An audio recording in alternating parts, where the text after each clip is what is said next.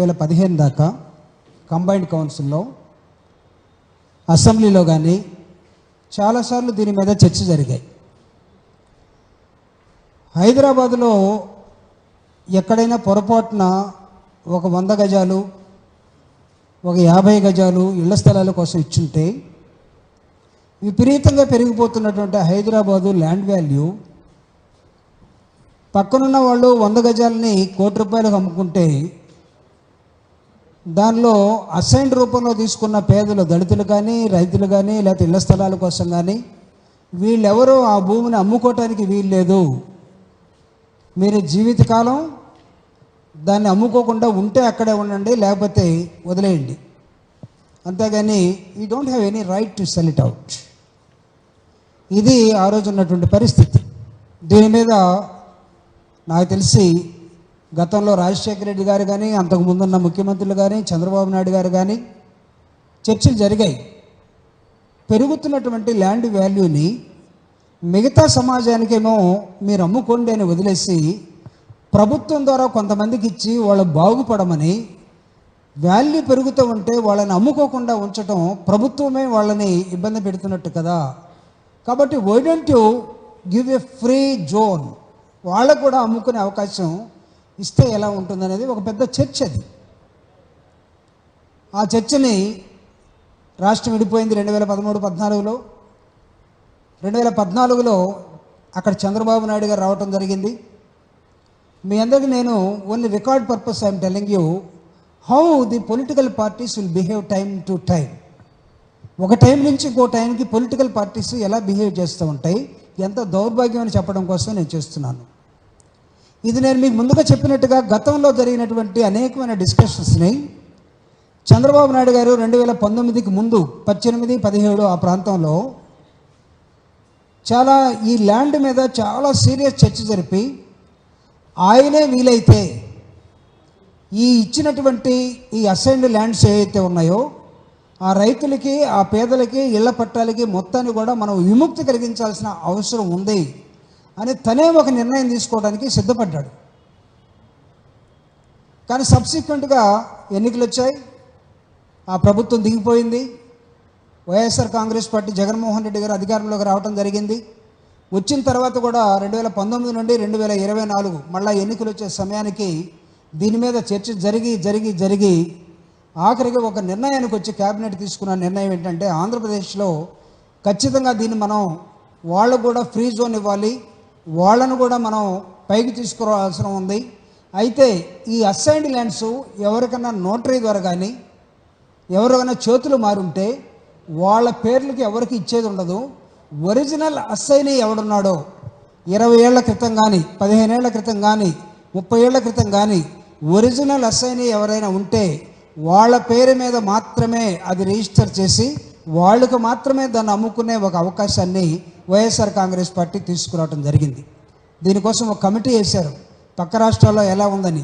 ఆ కమిటీ ధర్మాన ప్రసాద్ గారి నాయకత్వంలో ఆ కమిటీ మొత్తం ఒరిస్సా, తమిళనాడు, కర్ణాటక ఇవన్నీ తిరిగింది, ఈవెన్ తెలంగాణ ఆల్సో. వాళ్ళు చెప్పింది ఏంటంటే ఈ డిస్కషన్ తెలంగాణలో ఉన్నది, ఒక 15 సంవత్సరాల తర్వాత తెలంగాణలో ఇలాంటివి ఉంటే అమ్ముకోవచ్చు, కర్ణాటకలో 15-20 సంవత్సరాలు ఉంటే అమ్ముకోవచ్చు, ఒరిస్సాలో 15-20 సంవత్సరాలు ఉంటే ఒరిజినల్ అసైన్ అమ్ముకోవచ్చు అని వాళ్ళు రాటిఫికేషన్ చేసుకున్నారు. అట్లనే అదే మోడల్లో ఆంధ్రప్రదేశ్లో కూడా ఒక ఆర్డినెన్స్ తీసుకొచ్చి 24 జనవరి 2024 సంవత్సరంలో ఒక ఆర్డినెన్స్ ద్వారా జగన్మోహన్ రెడ్డి గారు దీన్ని తీసుకురావడం జరిగింది. This is the essence of ordinance. అయితే 24 ఎన్నికల్లో ప్రభుత్వం మారింది. ప్రభుత్వం మారిన తర్వాత జగన్మోహన్ రెడ్డి గారు ఇచ్చినటువంటి జీవో ఏదైతే ఉందో అది చాలా స్ట్రిక్ట్గా ఎవరైనా మధ్యలో అసైన్స్ దగ్గర నుంచి తీసుకున్న వాళ్ళు ఎవరైనా ఉండి మేము 10 సంవత్సరాల క్రితం కొన్నాం అని జగన్ గారి మీద ప్రెజర్ చేసినా సరే నథింగ్ డూయింగ్, మీడియేటర్స్ కానీ ఎవరికి అవకాశం ఉండడానికి వీలేదని చెప్పి ఒక స్ట్రిక్ట్ ఫార్మేట్లో తీసుకొచ్చి దీన్ని చేశారు. అయితే ఈరోజు ఉన్నటువంటి ప్రభుత్వం my appeal to you through you to the people of Andhra Pradesh or maybe other states, Telangana కానీ లేకపోతే కర్ణాటక కానీ, ఇఫ్ ఎనీబడి, ఒక రిఫార్మ్ని పేదవాడికి వాడి నోటి దగ్గరికి తీసుకొచ్చే ఒక కార్యక్రమాన్ని తీసుకొస్తున్నప్పుడు ఎక్కడన్నా అక్కడక్కడ కొన్ని తప్పులు జరిగి ఉండవచ్చు. దానికి బాధ్యులు ఎవరైనా ఉంటే వాళ్ళని ఖచ్చితంగా పట్టుకోవాలి. నేను I'm not denying, Jaganmohan Reddy గారు చేశారు కాబట్టి ఎవరైనా తప్పు చేస్తే వాళ్ళు వదిలేసేయండి, చంద్రబాబు నాయుడు గారు శిక్షించాలన్నాడు కాబట్టి వాళ్ళని శిక్షించొద్దు అని చెప్పడానికి నేను ప్రెస్ మీట్ పెట్టలేదు ఇక్కడ. సో మీరు చేయండి, న్యాయబద్ధంగా చేయండి. కానీ నిన్న ఏపీ గవర్నమెంట్ ఒక జీవోని తీసుకొచ్చింది.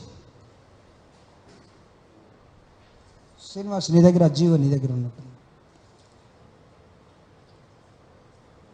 ఈ జీవో ఏం చెప్తుందంటే, ఈ జీవో ఈ అసైన్డ్ ల్యాండ్ విషయంలో అసలు మొత్తం గందరగోళం జరిగిపోయిందట. కాబట్టి చేసిన రిజిస్ట్రేషన్లు ఏమైనా ఉంటే ఆపేసేయండి, ఫ్యూచర్లో రిజిస్ట్రేషన్ చేయొద్దు. సబ్ రిజిస్ట్రార్కి మొత్తానికి కూడా వైర్లెస్ మెసేజ్ ఇచ్చేశారు, తహసీల్దార్లకు ఇచ్చేశారు. వాళ్ళు చేయాలనుకున్న చట్టాన్ని జగన్మోహన్ రెడ్డి గారు చేశారు. కాబట్టి ఇక్కడ మొత్తం ఏదో అక్కడ మదనపల్లిలో ఏదో రికార్డులు తగలబడ్డాయంట, విశాఖపట్నంలో ఏదో జరిగిందట, కాబట్టి ఇటు మొత్తాన్ని ఆపేసేయండి అని ఒక జీవోని నిన్నగాక మొన్న రిలీజ్ చేశారు. This is on 10th August, ఈరోజు 12th ఆగస్ట్. ఈ జీవో ఇచ్చిన 2 రోజుల తర్వాత నేను మాట్లాడుతున్నాను మీతోటి. కారణం ఏంటంటే, ఎన్నికల సమయంలో మేనిఫెస్టోలో తెలుగుదేశం పార్టీ ఆకాశంలో అమ్మ మనకు అన్నం పెట్టేటప్పుడు పిల్లవాడు అన్నం తినకపోతే చందమామ చూపించేది. ఎన్నికల సమయంలో మనకు చందమామను కిందకు తీసుకొస్తామని చెప్పాడు. చంద్రయాన్ మీద పోయిన వాళ్ళు ఏమయ్యారో తెలియదు, కానీ ఆయన మాత్రం అన్నీ తీసుకొస్తానన్నాడు. ఇప్పుడేమో ఇవన్నీ చేయాలంటే మతిపోతుంది, ప్రజలు మీరే ఆలోచించాలని చెప్తా ఉన్నాడు. పెన్షన్లు తప్ప దేనికి డబ్బులు లేవనే ఒక ఆలోచన. ఎస్, అబద్ధాలు అమ్ముడుపోయాయి, ప్రజలు నమ్మారు, ప్రజలందరూ కూడా బాధపడుతున్న నేపథ్యం.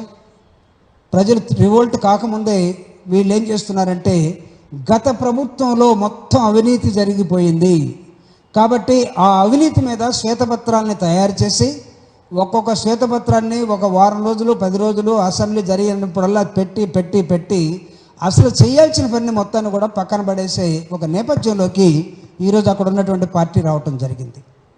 వైఎస్ఆర్ కాంగ్రెస్ పార్టీ అడుగుతూ ఉంది. మొత్తం మీద వైఎస్ఆర్ కాంగ్రెస్ పార్టీ తీసుకున్నటువంటి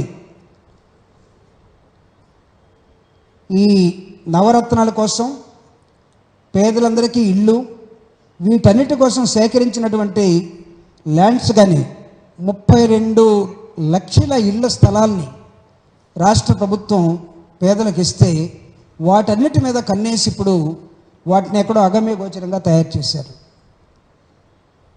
దాదాపు 1,80,000 రూపాయలు ప్రభుత్వమే డబ్బిచ్చి ఇల్లు కట్టుకోమన్నది. 35,000 రూపాయలు బ్యాంకు లోను కూడా 0 వడ్డీతోటి తయారు చేసింది. అవన్నీ పక్కన పడేశారు. సో పేదలకి అసైన్డ్ ల్యాండ్ ద్వారా వచ్చినటువంటి ఇళ్ళు కానీ భూమి కానీ మొత్తాన్ని కూడా గందరగోళంలో పడేసి ప్రతిరోజు మీరు ఇచ్చినటువంటి హామీల్ని నెరవేర్చకపోగా ప్రజలు అడుగుతారని దాన్ని పక్కన నెట్టేయటం కోసం ఈరోజు కొత్త జీవోని తీసుకొచ్చి జగన్మోహన్ రెడ్డి గారు చేసినటువంటి ఈ అసైన్డ్ ల్యాండ్స్ అన్నీ కూడా లోపభూయిష్టంగా ఉన్నాయి.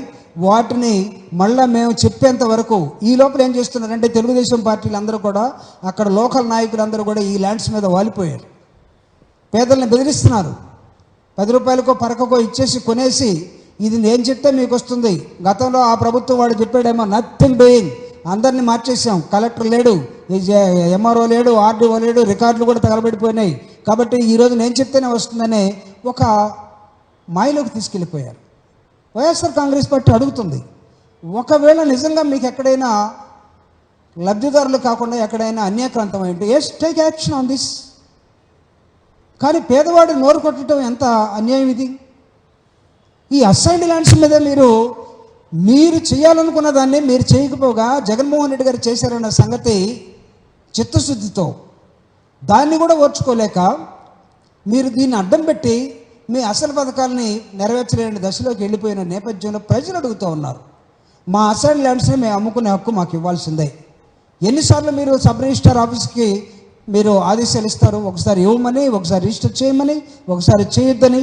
ఈ విధంగా చేసినప్పుడు మొత్తం వీళ్ళంతా కూడా ఎస్సీ ఎస్టీలు బీసీల దగ్గర మోసం చేసి చేస్తున్న విధానాన్ని వైఎస్ఆర్ కాంగ్రెస్ పార్టీ చాలా సీరియస్గా దీన్ని ఖండించి, అసైన్దారులు ఎవరైనా ఉంటే వాళ్ళు ఎవరికీ నష్టం లేకుండా పకడ్బందీగా అందరూ సీనియర్ అధికారులు, న్యాయ నిపుణులు, సీనియర్లు అందరూ కలిసి కూర్చొని ఏర్పాటు చేసినటువంటి ఒక చట్టాన్ని ఈరోజు మీరు మార్చాలని ఒక నెపంతో చేస్తున్నటువంటి విధానం ఏదైతే ఉందో దీన్ని చాలా సీరియస్గా మేము ఖండిస్తూ ఉన్నాం. For example, let me tell you one thing. Telangana in the similar lines also as a policy of assigning land to eligible beneficiaries which can be converted to freehold after a certain period. ఈ certain period అని చెప్పారు, అది ఎంత అని చెప్పలేదు తెలంగాణలో. But Odisha free hold after 20 years అని చెప్పింది. Karnataka you can make it as a free zone after 15 to 20 years. So ఇన్ని రాష్ట్రాలు చెప్పిన తర్వాత మీరు చేయాలనుకొని చేయలేక వదిలేసిన దాన్ని ఇప్పుడు జగన్మోహన్ రెడ్డి గారు చేస్తే దీన్ని మొత్తం అంతకుముందు చుక్కల భూములకు సంబంధించి చంద్రబాబు నాయుడు నిషేధిత జాబితాలో 22A పెడితే వైఎస్ఆర్ కాంగ్రెస్ పార్టీ వాటిని తీసేసింది. 97,000కు పైగా ఉన్న కుటుంబాలకి 2,06,171 ఎకరాలకు సంబంధించి చుక్కల భూముల్ని వారి పూర్తి హక్కులు వాళ్ళకి వచ్చేటట్టుగా చేసింది. 2,06,151 మందికి. అంటే ఇప్పుడు ఈ 2,06,171 మంది దగ్గర నుంచి రిజిస్ట్రేషన్ అయినవి ఇవన్నీ కూడా మీరు ఆపే, వీళ్ళు ఏమైపోవాలి? వీళ్ళందరూ నిరుపేదలే కదా. వీళ్ళందరూ 100 గజాలో లేకపోతే 1 ఎకరానో లేకపోతే 2 ఎకరాలనో ప్రభుత్వం ఇచ్చిన దాని మీద దాన్ని వాల్యూ పెరుగుతుంది కాబట్టి భూమి అవుతా ఉంది ల్యాండ్ ఎక్కడైనా సరే. అందుకే కదా డాక్టర్ బాబాసాహెబ్ అంబేద్కర్ ఈ దేశంలో స్వతంత్రం రాకముందు ఒక ల్యాండ్ సర్వే జరిగింది, స్వతంత్రం వచ్చిన తర్వాత ఈ దేశంలో ల్యాండ్ సర్వే జరగాల్సిన అవసరం ఉంది, చేయండి ల్యాండ్ సర్వే అంటే 76 సంవత్సరాలు ఎవడు పట్టించుకున్నాడు ఈ దేశంలో? ల్యాండ్ ఎవడి చేతుల్లో ఉంది? మీరు ల్యాండ్లెస్ పీపుల్ని అడుక్కు తినేవాళ్ళగా తయారు చేసి జీవితకాలం ఓ పక్క చెప్తా ఉంటారు, మళ్ళా ఇంకొక 40 సంవత్సరాలు అయిపోతే మనం డెవలప్డ్ కంట్రీ అవుతామని. ఎట్లా అవుతాడు? అడుక్కు తినే దేశం అవుతుంది ఈ విధంగా చేసుకుంటూ పోతే. మీరు ఇంత డిస్క్రిషనరీ ఈ దేశాన్ని పరిపాలించడం అంటే నాకు తెలిసి ల్యాండ్ ఇష్యూస్ సాల్వ్ చేయకుండా, పేద వర్గాలను అడ్రస్ చేయకుండా, మీ ఇష్టం వచ్చినట్టు కూడా మీ సొంత చట్టాలని మీ తాతల ముత్తాతల మనువాదులు ఉన్న వాళ్ళందరూ తీసుకొచ్చి ఇక్కడ పెట్టి వీళ్ళని తొక్కి వీళ్ళని మాట్లాడకుండా చేసి ఏమైనా చేయాలనుకుంటే కుదరదు. ఓ పక్క చూడండి, పొరుగునున్న రాష్ట్రాల ప్రధానమంత్రులే పారిపోతున్నారు. I'm sorry, I'm not inviting, but this thing also. That day should not come to the India like. మన దేశానికి అలాంటి పరిస్థితి రాకూడదని నేను చెప్తున్నాను. హసీనా, బంగ్లాదేశ్, శ్రీలంక, నైబరింగ్ కంట్రీ ఏమైపోయారు? అక్కడున్న ప్రధానులు వీళ్ళందరూ కూడా ఎందుకు పారిపోయారు? ఎందుకు మిలిటరీ దిగింది? తర్వాత ఎందుకు ఇంటలెక్చువల్స్ వస్తున్నారు? What right you people have got in to kill the democracy? మనుషుల రైట్స్ని, మాకున్న హక్కుల్ని, 70 ఏళ్ళలో ఇచ్చినటువంటి భూమిని ప్రభుత్వం ఒక చట్టం చేసి అమ్ముకుంటారా, బాగుపడండిరా, పిల్లలను చదివించుకుంటారా, అవసరమైతే చేసుకోండి అని ఒక లిబరల్గా ఒక ఫామ్ చాలా సంవత్సరాల తర్వాత తీసుకొస్తే దానికి మళ్ళీ కొర్రీలా? What nonsense. Do call it as a governance? దీన్ని గవర్నెన్స్ అని పిలుస్తామా? వ్యక్తుల మీద వ్యతిరేకతతో, పార్టీల మీద వ్యతిరేకతతో గవర్నెన్స్ని మీరు చేయాలనుకుంటే అందుకే సో బ్యాక్వర్డ్. మనం ఇంత వెనకబడిపోవడానికి కూడా కారణాలు ఇవే. వైఎస్ఆర్ కాంగ్రెస్ పార్టీ చాలా స్పష్టంగా, ఒకవేళ జగన్మోహన్ రెడ్డి గారు తీసుకొచ్చినటువంటి ఈ చట్టంలో ఎక్కడైనా సరే తప్పులుంటే ఎస్, ఆ తప్పుల్ని మీరు సరిచేయండి. We welcome it. That should be the continuous process of the government. Government అనేది కంటిన్యూస్ ప్రాసెస్ ఏంటంటే అలాంటివి చేస్తే, అంతే నువ్వు అందరు గొంతుకోసేస్తాను నిలువున ఎవరికి ఆస్తి లేదు, అంతా మా కార్యకర్తలు ఏమైపోతారు, వాళ్ళ కార్యకర్త ఎవడు చెప్పాడు, ఎవడి కార్యకర్తలు ఎవడిచ్చాడు, ఒకవేళ ఎవడైనా ఈ పేరుతోటి ఎక్కడైనా సరే పేదల భూముల్ని ఎవడైనా సరే, అది మా పార్టీ వాడైనా సరే అమ్ముకొని లేకపోతే వాళ్ళ దగ్గర నుంచి బెదిరించుకుంటే వాడిని ఉరి తీయండి, వాడు ఎంత వాడైనా సరే. ప్రభుత్వం మీ దగ్గర ఉంది.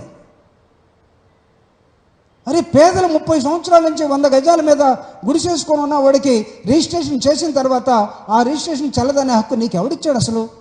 అంటే వీళ్ళు కోర్టు కూడా వెళ్ళలేరేనా?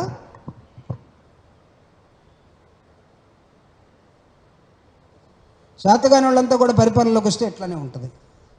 I'm sorry, do governance in a better way if you can. If you don't know how to rule, better to get on. దిగిపోవటం మంచిది ప్రజలు తిరుగుబాట్లు వచ్చే ముందు. కాబట్టి వైఎస్ఆర్ కాంగ్రెస్ పార్టీ అడుగుతూ ఉంది.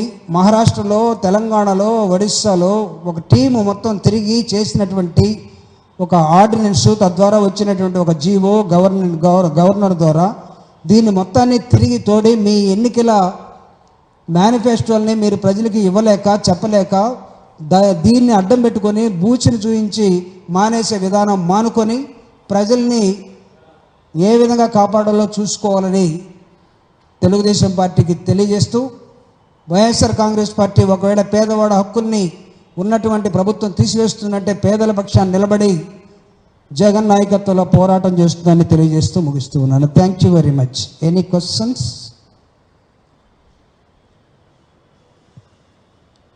If no questions, I am closing the press meet.